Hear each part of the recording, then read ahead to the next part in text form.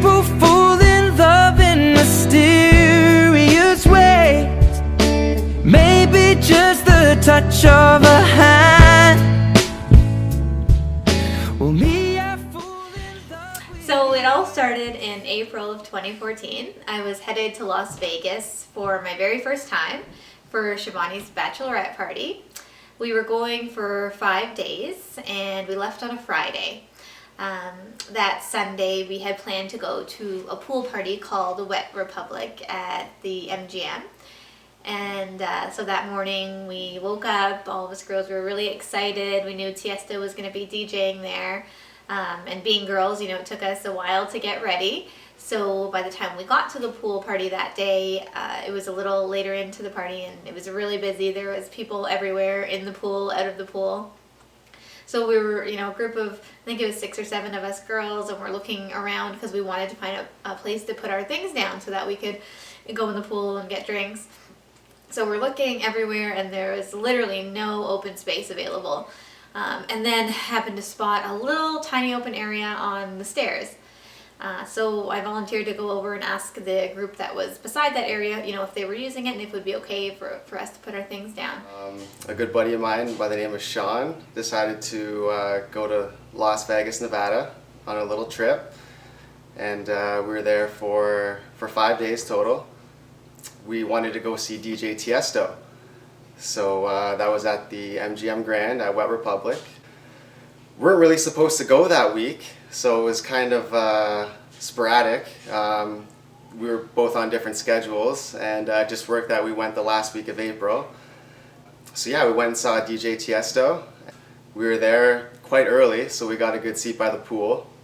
And it was starting to fill up, actually, quite quick. And Faith and her bachelorette party decided to come and sit with us, but first they asked if they could put their stuff with us.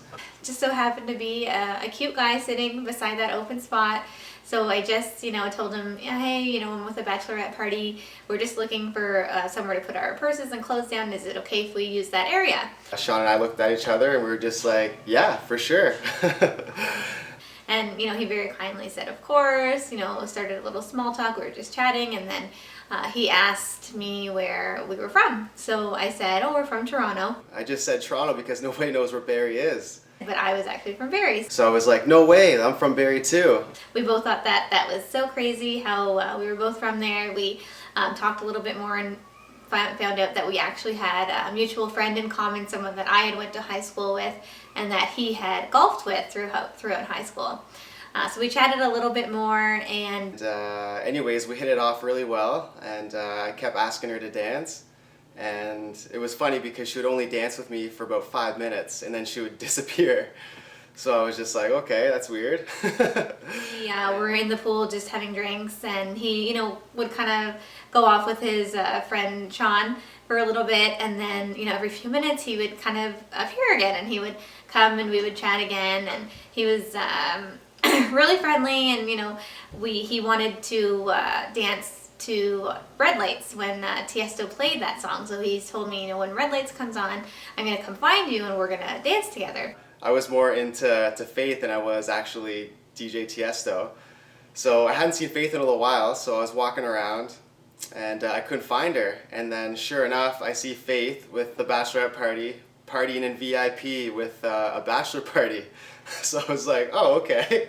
So I guess that's done with. And when it did come on, he did come find me, and we went up to where the DJ, the stage was, and we danced for a little bit, and then after a minute or so, I was kind of like, I'm with these girls, I should probably go back and hang out with the bachelorette group, but, it was really nice to meet him, and I hoped that he enjoyed the rest of his trip, and then we kind of said our goodbyes. I didn't see him for the next few hours. We kind of did our own thing, and then towards the end of the party now, we were getting our things together, and something inside me just told me, go back and find this guy. Because at that point, we hadn't exchanged numbers, we hadn't, anything like that. So I went and I found him. He was in the pool right where I left him, the same spot that we were in. And sure enough, out of nowhere, Faith comes up to me and gives me a big kiss. And I was like, whoa, that came out of nowhere. And long story short, we exchanged numbers, and sure enough, she texted me later that night, and we tried to meet up, but it was really tough because she wanted to go to one club and Sean wanted to go to another. So that night it didn't actually end up working out. We didn't see each other. We ended up at different clubs in Vegas that night. But we were still texting, you know, throughout both of our trips, even though we didn't cross paths. And we were leaving on the Tuesday, and he was going to be there for, I think, 3 more days until Friday. So that Tuesday, you know, we talked a little bit more. He said, you know, have a safe flight, and I told him enjoy the rest of his trip. A tragedy happened. I actually lost my cell phone. Thank you, Sean, for that. And I was freaking out because I didn't know how to get a hold of Faith after that. And like we were texting the night before, and then all of a sudden my phone's gone. I couldn't reach out to her, so I was upset. But I had hoped that, you know, when he did get back, that, you know, he would get in touch with me, and, you know, hopefully we could meet up and, you know, just hang out. The next couple days I didn't hear from him. I was a little disappointed because I was kind of hoping to, but at the same time I thought, you know what, he's in Vegas, he's a guy, I'm sure he's pretty busy, poker clubs, pool parties, whatnot. So anyways, we ended up flying back to Toronto a couple days later. I was all upset because I didn't know how to get a hold of Faith. I was actually going to go to every single eye clinic in Barrie to see if there was a Faith Salamat. So Friday night, didn't hear anything. Saturday all day, didn't hear anything.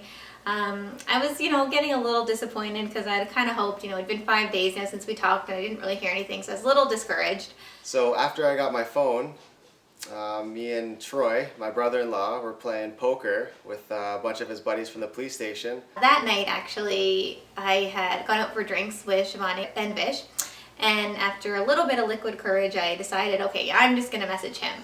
And I get this random text from a number that I didn't recognize.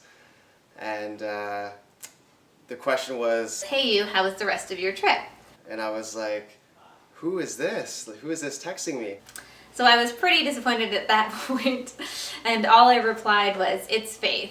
And I was like, how could he forget me already? It's only been 5 days. Faith! Oh my gosh, like you're not gonna believe what happened. And so I told her about how I lost my cell phone. Sorry, I lost your number. Our hotel room was robbed thanks to my blank friend Sean. Had my iPhone, sunglasses, and watch stolen. So glad you texted me. Long story, I'll have to tell you in person. So I was actually really relieved by that crazy story because I had, you know, been a little bit disappointed not hearing from him. But after hearing the full story, it definitely all kind of made sense, and it actually worked out really funny because the day I texted him was right when he got the new phone, so he did get my message. Had I texted him the day before, who knows, he might not have got that. So anyway, we talked a little bit more, and I asked her if she wanted to go to Moxie's, and she said yes, and I was super excited. That first date, I was really, really nervous. I got to the parking lot about 20 minutes early and sat in the car on the phone with Leah, freaking out. Wondering if I was, you know, even going to remember what he looked like and, you know, how the date was going to go.